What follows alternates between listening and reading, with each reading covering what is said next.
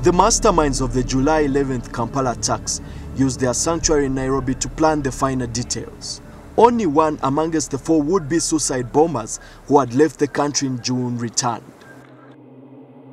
Katasule is the suicide bomber who carried the explosive laden vest to the Ethiopian restaurant after Musa Dheere agreed that the World Cup final on July 11th offered the best opportunity to sow mayhem.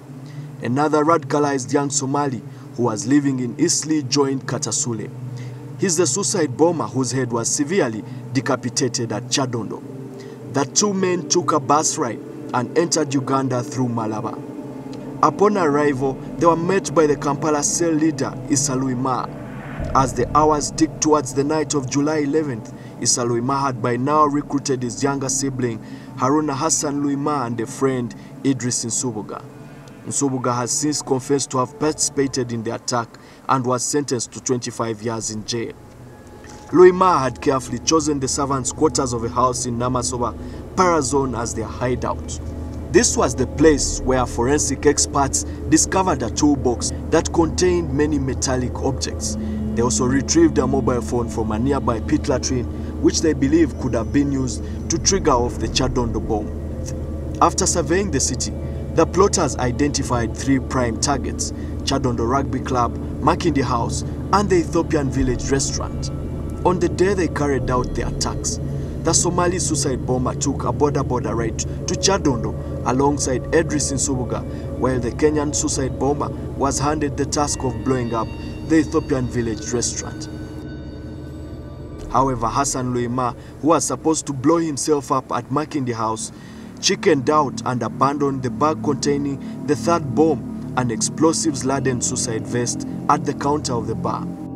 It's more than 4 years ago when Al-Shabaab insurgents struck Kampala, leaving behind a trail of despair. The country mourned, punctuated with collective grief. According to highly placed sources, the abandoned bag at Makindi House provided the first clue towards the suspects. What is important here is the camouflage and the deception it can give you. Electric detonator. It's basically the one which is supposed to trigger the mechanism, apart from the power supply. The first suspect to be arrested, according to sources, was Hussein Hassan Agad in Nairobi. He was tracked to an Alcatel cell phone that was supposed to act as a detonator for the Makindi bomb. Using the serial number of the phone, investigators were able to discern records related to calls made or received on the phone. According to sources, Agad stopped using the phone in the first week of July. 3 other suspects were picked up by Interpol Kenya on July 26, 2010 from Embu Town, 120 kilometers northeast of Nairobi, and handed over to Ugandan authorities on July 28.